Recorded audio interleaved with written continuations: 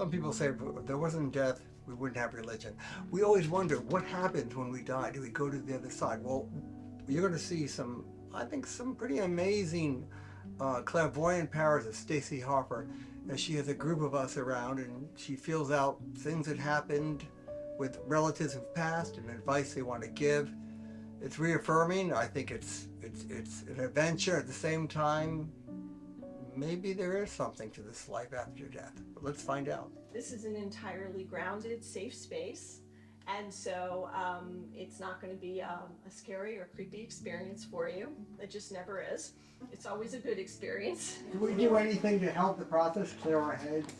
Well, I'm going to do a little opening, little meditation, and what that's going to do is bring everybody into a grounded state and bring our hearts into resonance, which is, we don't have to do that at all. Spirit has got this, Spirit's in charge, I'm just the intermediary.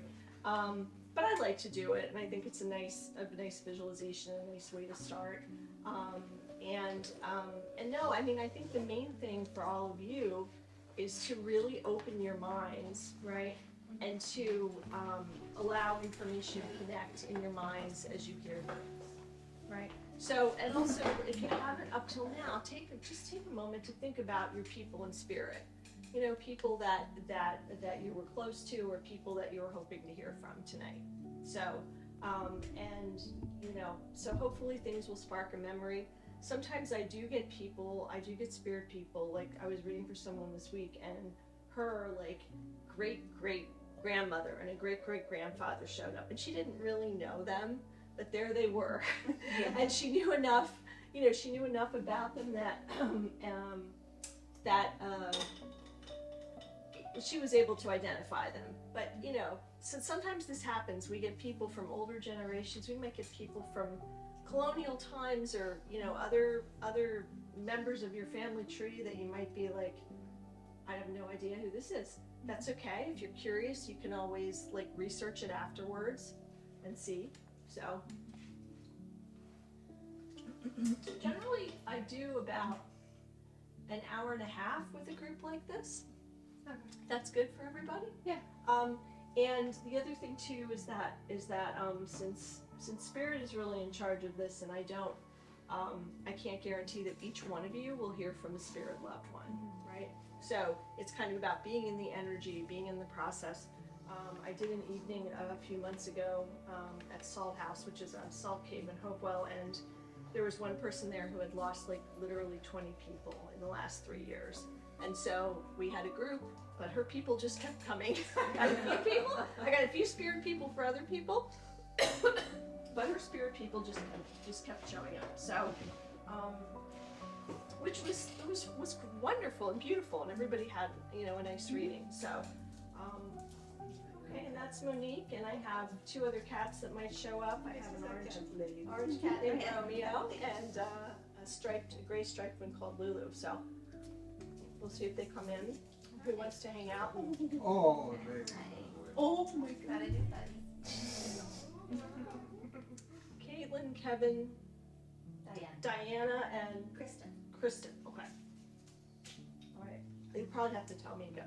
All right. So let's just take a few minutes, and if you would just take a few deep breaths and just allow yourself to arrive in the moment.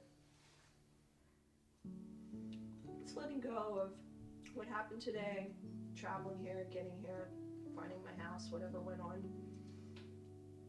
I'm just allowing that to fade to the background. I'd like you to imagine yourself fully grounded between heaven and earth. Imagine that your feet have little roots coming out of them and could burrow down into the earth, and that you can feel that energetic connection to the earth. And also feel that you have your energetic connection above your head up into the universe, the spirit world, the cosmos, again, whatever languaging you prefer. Your languaging as you understand it. And allow yourself to just feel fully connected, fully grounded between heaven and earth. And I'm going to invite all of us to connect our head brain with our heart brain. There are brain cells in the head, there are brain cells in the heart. I'm sorry, yes, and there are brain cells in the gut. And so what I'd like you to do is to say to yourself inside, I connect my head brain with my heart brain. I connect my heart brain with my gut brain. All of my brains are connected. I'm excited to see what spirit people come through, and ask that all of us have our awareness tuned in. And may this evening be filled with light, with love, with healing, and with laughter, and make it so. Okay. And you'll find that I do close my eyes a lot. It helps me to focus, and there'll be times when I'm not talking, and that's okay. Don't worry if I'm not talking. I'm tuning in. Now I have a very lovely looking woman, and she is showing me that she loved to dance, and she's got a long skirt on, she's got kind of a flowy scarf around her neck, and she's moving, and she's saying, yes, dancing was one of the loves of her life. Does anyone recognize this person based on the dancing? Mm-hmm. Not right away, okay. It might have been something that she did later in life. It might not have been like her primary passion when she was younger, or something that she did constantly. But something that she got into as she got older and was retired. She's thin. She's probably about average height.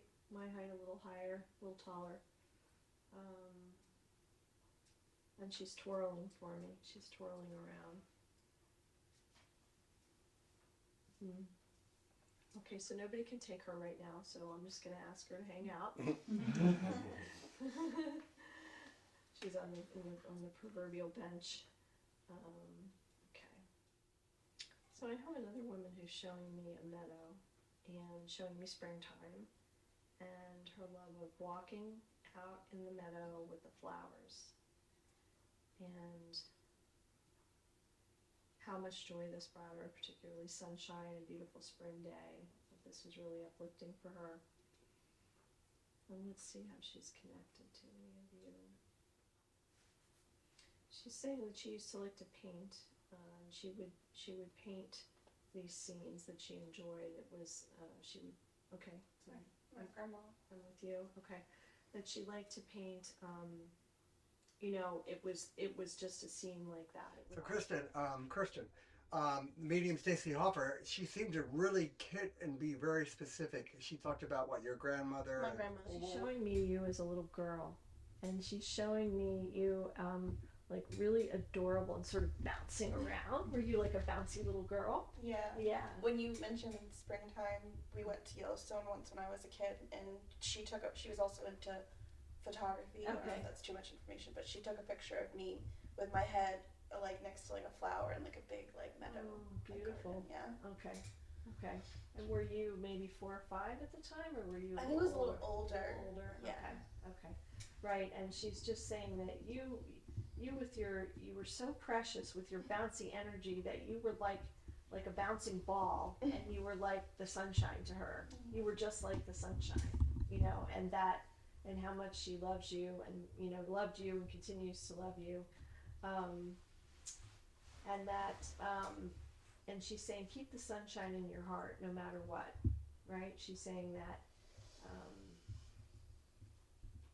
sometimes you get discouraged, and but to use my words, she's using my words now, which is really aren't my words, they're the words of Albert Camus, which is you have within you an invincible summer, right? And that, always to remember that sunshine, that light is inside of you, no matter what's going on with life. It's just really showing me all of what for her, these like extremely loving, fond memories of being with you out in nature, just like you were telling me with the flower, right? And that nature, the springtime and the beautiful, the greenery and the flowers and the clouds and the sun, like that was so special for her, and that you being with her, and that meant so much to her, to have you there and to be out with you. Yeah.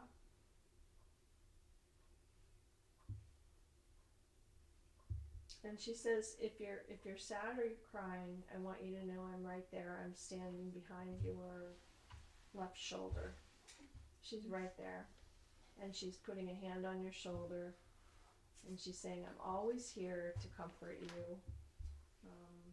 When you're feeling sad, if you're crying, if you're discouraged, that I'm always right there. And that, I wish my love were enough to take away all of the things that upset you, but it's not, because that's life. Yeah. Right? Life is difficult. Well, she says that you may be feeling her presence sometimes, and that now she's talking to me about birds. But now she's really fixated on the cardinals. Oh. Yeah, the cardinals. That's what she's showing me. She's at the male and female cardinals, or the couples, the little couples. And so she's like, she likes them as lovebirds. She seems like really sweet, this lady. Like super tender-hearted, yeah. like really super loving. I buy cardinals like almost every Christmas. Oh, there we go. Yeah. Okay. Pat and I love noticing cardinals out. Okay. There we go. All right. So that's a double, triple confirmation, right? With the cardinals. And so she's saying, yeah, and that's one of the ways that I like to connect with you is through the cardinals. It's like when you're thinking of the cardinals, that's me connecting with you and loving you. And the lovebirds, she loves the idea of the lovebirds and that they mate for life and that they just take care of each other, and she feels like you and Pat have that energy as well. Maybe not every day all the time, but that is there. that there's an important and special love bond that the two of you have as a couple, that she's very happy. I mean, you got emotional at one point. I did a little bit, yeah. And stuff. So she was a major part of your life and a major childhood memory. Very seminal, I guess is the word. So what was she talking about that resonated with you? Well, first she had mentioned a meadow, and one of my big memories is of going to Yellowstone with my grandmother and my family. And she took a picture of me in a meadow. So that kind of resonated. And then Stacy had brought up painting, and my grandma loves to paint. I literally have a photo made by her in my living room. And she just And the cardinals. The cardinals, yeah. I buy like a cardinal like almost every Christmas. It says like a little ornament, and I just love cardinals. So to see that the two of you have that together, she's extremely happy for you. Okay. She's really excited. Yeah. She's excited to be able to tell you these things, right? Because I don't think she was here when you met Pat or no. when you right? She passed the year before him and I met. Oh, so she's doubly happy then. Yeah. Yeah, she's doubly happy, like to see you with someone who loves you that way. Yeah, and we're getting married this year. So. Oh, maybe again that's why she's talking to me about lovebirds. Yeah. The lovebirds are getting married. That's beautiful. Oh. Yeah, so she's really she's really delighted and happy to know that you have each other and the kind of love that. Well, she's saying to me, unconditional love is what she's saying, but that, the love that a grandparent has for a grandchild is sort of crazy, unconditional, and different than parental love, because it's like they're just enjoying us. It's just fun, they don't have that responsibility of raising us, and so she's like, her heart is she's touching me. She's very light and very happy and delighted for you. So. She was my ray of sunshine whenever I saw her. And my mom always talks about that sunshine thing. Oh, she does? Okay. Yeah. My mom used to get those little "You Are My Sunshine" like necklaces and stuff. Okay, so that's the sunshine connection too. Then. Okay. Oh my gosh. Well, she's lovely. She's so lovely. It's so wonderful to bring her to you. So you're welcome. Do you feel like you don't feel creeped out? You like this? I do. You really feel like you communicated with someone you've been with in a long time? Yeah, and my mom's always kind of wanted to have this kind of experience, so it was nice to kind of have it for the both of us. So it's like, and maybe she's behind your shoulder now. Yeah, that was nice. And yeah, Stacy had said that my grandmother was saying that to always try and be, keep happy even if I'm feeling sad, or that she's here And now I think I'll always like remember that going forward. More coming. I feel like I'm being drawn over to you, so let me tune in here. Yeah. I'm sensing with you a male figure. Yeah. Is that right? Yeah. A male figure, okay, and he's standing on this side of you a little bit back, which tells me he's either on the level of a father or an uncle, is what I'm getting. He's not quite standing as far back as grandfathers usually stand. But that, I could be wrong. I've been wrong before. Yeah, he's kind of, the gentleman that I'm seeing is kind of, he's a larger man, he's taller. Mhm. He's a tall gentleman, and he has a little bit of a belly, he's showing me. And sort of light brownish hair, and like a person who had a big personality, like someone who, he was not a wallflower, in other words. This is someone who would talk and who you would know was there if he was in the room. He wasn't like shrinking into the wall. Right. So does that make sense to you? Yeah. Okay.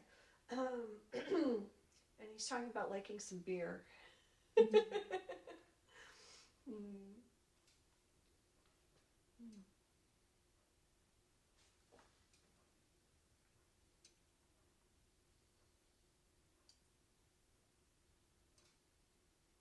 And he's telling me he wants you to trust yourself more. Mhm.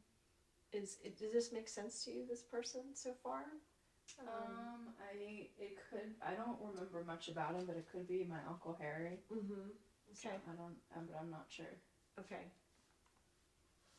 But your dad's here. Yeah. Okay, your dad's not on the other side. No. Okay, so that's, okay. All right, so does Uncle Harry fit this description that I've given you? Of a taller gentleman, Yes. a little bit of a tummy, Yeah. and like, I keep seeing him in like a pair of like khaki pants, or I don't know what they are. But he's saying to me, you know, again, sometimes spirit people, they connect with us when we're really little, or Mhm. you know, it's like he feels a connection to you and a love for you, and he's saying, I want Caitlin to trust herself more and to have confidence in herself. Does that resonate for you? Is that something you've been Yes. working on, or? Yeah. Okay, because that's what he's saying. Okay. He's saying, you really should trust yourself because you know way more than you think you know, Mm-hmm. and that when you need to make a decision, you should go with you should use your head, but also your gut, Mhm. right? And that you should trust your gut feeling and your intuition about different situations, and that you should continue to sort of put yourself out there in life. Caitlin, how do you think it went with you? Do you feel a connection? Do you feel that something happened? So I wasn't really sure who came through for me, but Uncle Harry, though. There's Uncle Harry. I mean, we'll see it. we'll have to ask my dad and my mom and see like what they think, but it could have been like from my mom's side as well. I don't really know, but What was specifically said, though? He's kind of tall, overweight, life at the party? Was that it? yeah, he was tall, he had a beer belly, he liked beer. That's how I knew it wasn't my grandpa, because my grandpa doesn't like beer, or didn't like beer, but yeah. We'll see. Well, I want you to get back to me and find out. I will. Thanks. Yeah, you're welcome. You know, meaning like continue to go forward and to speak up, and to, in whatever these situations are where you need to speak up, is like he's saying, I hope this won't offend you, saying use your big girl voice. Yeah. He doesn't mean that in a patronizing or mean way or anything like that. He's saying, I really want to see you, drop into that adult voice and say what it is you're thinking and feeling, and what you know to be true in whatever situations we're talking about here. I feel like it's something with other people. I feel like I'm kind of seeing you sitting around talking to other adults, maybe around the table. Are you a teacher by any chance? No. You're not a teacher. Okay. But that there's some situation where you need to, to speak up and stick with your guns. Yeah. That resonates for you? Yes. Okay. Yeah. Okay. and he brings you that with much love and light. Yeah, he really cares about you. Yeah. Okay. And they're saying this is a good union. Like, we support these two. Yeah. And but you need some evidence to know that really is your grandparents. I could say that, but let me get some identifying information, right? Oh, your grandparents, are you sure, Stacy? You're just saying that because you're a medium. Okay, let me see what I have. Seeing a gentleman who's talking to me about World War II. I feel he's standing behind you, Kevin, a couple generations back. So it would have been your father, it would have been your grandfather, or even your great-grandfather. And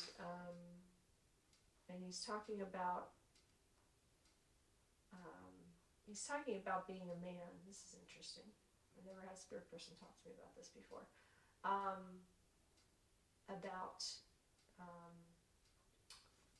Well, can you take this person? Do you have a grandfather in World War II? Grandfather. I don't know that much about him. He died when I was pretty young. Okay. But he was like Army intelligence or.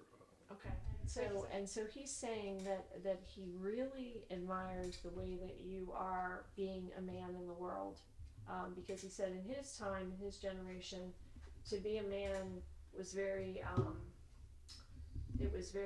like kind of one-dimensional, sort of like the ideal you had to fulfill, or the way that you had to carry your masculinity.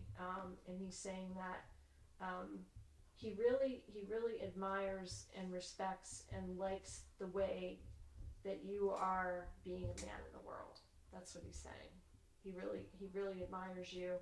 Breathing with Birman again, they said if it wasn't for death, we might not have religion. But do you think a connection was met? Did anything resonate with you? Not with me particularly, but with him, definitely. Yes, well, there were my grandparents from my mother's side, a connection with, and then also, surprisingly, my grandfather, who I barely knew at all, spoke from my father's side. Yeah, and he talked about you told me, I think a couple of weeks ago, your grandfather was in intelligence in the Army, did some wild stuff in World War II, and she kind of nailed that one. I found that interesting. Yes, I really don't know much about it, but she knew that it was him, it belonged to me, and they definitely said some things that were very true. You have like he's telling you like the perfect combination of like strength and vulnerability, and that he's happy to see you have more of a multi-dimensional emotional experience than men of his generation had, if that makes sense. And that he's very he's very excited for you. So he's very he's excited to see that you're able to be more emotionally available again than he was able to be, being raised in that generation, and that and that he likes that balance in you, of that ability to be like emotionally available and connected, and also still very much like it doesn't weaken you. In other words, it makes you multidimensional, and you're still a very strong gentleman, and he really admires that in you. He says he really just wants to touch in to tell you that, and to say hello, and that he loves you very much, and he's like, yeah, just tell him I'm there for him, and if he wants, he can even talk to me sometimes. If he wants to talk to me, he can. Okay. Right, but he's there for you, and he's kind of he's saluting you now. It's really cool. Yeah, he's great. What a wonderful personality. Yeah. Well, I think I am. Like he's like a man, but he's very vulnerable. And the most vulnerable man I've ever met. Oh my God! So he wears his emotions. He does. He doesn't have a problem doing that and everything. Yeah. What about loyalty? I guess loyalty. Yeah. Okay, I didn't tell her anything about relationship, and she knew nothing. She knew. I guess she kind of guessed because you're holding hands. Yeah. But she said there was like loyalty is a big issue, and you've got to work this thing through. And does that resonate? The loyalty is. She mentioned to me about upstairs. She said loyalty. She said with you, loyalty is a big thing. Oh, with me, it's definitely a big thing because I've had a lot of my relationship. My past one was horrible, and there was a lot of cheating and stuff going on. So I always that is probably one of our issues. I'm always like, did you do something? He's like, could you just stop? I'll never ever. Because she told me upstairs, I didn't want to get too personal. I don't know these people, but she has loyalty issues. That is true. Yes. And you're vulnerable and open, so you can have a long, happy marriage. It sounds Hopefully, yes. So let me go for maybe one more, and then I think we'll be ready to end. Sure. Okay, so I have someone here who's a cat person. They are definitely a cat person. And this feels like a woman. She worked in a helping profession. She was a nurse, she was a hairstylist, or she was a teacher. And she really enjoyed helping people. And that was, service was her thing. And she just loved her cats. Does this make sense to anyone? Mm-hmm. That you know? Okay. She says she's someone's aunt. She could be a great aunt. Someone who, when we visited her house, she's showing me these like antique chairs, and that you would sit in the antique chairs with her, and there was always at least one cat around.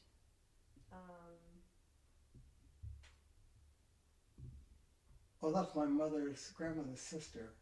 Okay. Is she, because I'm getting Victorian times is what I'm getting from her. The word Victorian. Like that era? But she liked that Victorian, yeah. Yes, she liked did? it. Oh, yeah. Okay. Even in her Florida apartment. Victorian? Yeah, She's telling me Victorian, very Victorian, yeah.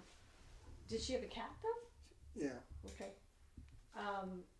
And so, I mean, maybe it could be someone else. But anyway, I just do remember that. You're the person who identified it, and that seems right to me. So, yes. I always thought it was weird, this Art Deco modern Florida apartment for the time. She had a Victorian everything. Everything Victorian, right? That's what she's saying. She's like literally showing me these Victorian green upholstered chairs. Yeah, it was so weird. I liked it though because it's like back in time. Yeah, definitely. It was definitely back in time, and she would always have at least one cat. She's telling me.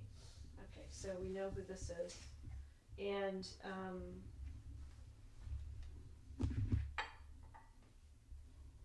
yeah, she's just telling me like how much she enjoyed that, and she also enjoyed seeing how people responded when they came in the apartment. Like that was fun for her. She gave tours. Oh, did she? Okay, yeah, because she's saying. It was kind of dumb because why you. Okay. You didn't go along with it because you know. Well, that's what she's saying though. How she's saying this made me so happy when people would come in because my apartment was so different from everybody else's, and I really took pride in showing people my place and what I've got going on and all my things and a lot of care taken with decorating, and she's saying that. God, I haven't thought about that in a long time. She really enjoyed you and would your brothers go with you? Yeah. The three brothers with mom, maybe? And my mom wasn't that intrigued by it either. Okay, but your mom would go? Yeah. I not feel like your dad went. Was it more your mom? No, he wasn't into that. So. Well, no, I'm not saying that he would have. It was more like a familial obligation, but that it was your mom and No, it wasn't my mom. It was my dad's. My dad didn't want to go though. Oh, it was your dad's grandmother? Yeah. Oh, okay. Dad's grandmother, your grandmother. It was my grandmother's sister. Your grandmother's sister? Your grandmother on your father's side? Yes. Okay. My father's mother. Okay, but so what I see is your mother and the three boys. Yeah, the she three of did you it. there. That you guys would go, and she's saying she just wants you to know how much those visits meant to her. That they really meant a lot to her. Well, we went to be polite. You did, and it was but the thing was she's saying. She didn't know that at the time. No, well, right. That's what she's telling me. Well, she does. Yeah, but what she's telling me is that even if you just want to be polite, it brought her heart joy, and that she wants, and so she's thanking you for that. She's thanking you for entering her world and allowing her to share that with you. And she says that your mother and the three of you were delightful, That's the word she's using. You three boys were just delightful, and I loved seeing you, and I loved having you there, and I still love you. And just take that message with her love and her blessing, okay? All right. Okay. All right, that's the evening. That's the reading part of the evening. Anyway, we just had a reading with Stacy Hoffer, medium. It was quite intriguing. I think you hit on some people. My great aunt, who I haven't even thought about in years, her love of Victorian chairs and giving tours of her apartment. Right. Towards loyalty, and I think my producer director's fiance, you got the grandmother. I mean, how does this happen, though? How does this happen? It's hard to explain. It's a multi-sensory thing. When I just relax my mind and I tune into impressions that I get, and sometimes they're visual impressions, and sometimes they're auditory impressions, and sometimes I feel things in my body. Like I'll feel, sometimes if someone like died of a heart attack, I'll feel pain in the heart center. Rarely I'll get a smell or a taste in my mouth, but usually it's those other senses of seeing things and hearing things. One thing I can say, if you want to get reunited, come see Stacy Hoffer. What you pretty specific things about advice from dead relatives that can help about marriage, love, commitment, paintings, pictures. There was some specific references and specific relatives that just popped up. Some we didn't even expect. My great aunt showed up. She likes Victorian chairs and giving tours of her house. How could she have known that? This was a very, should I say, spirited time.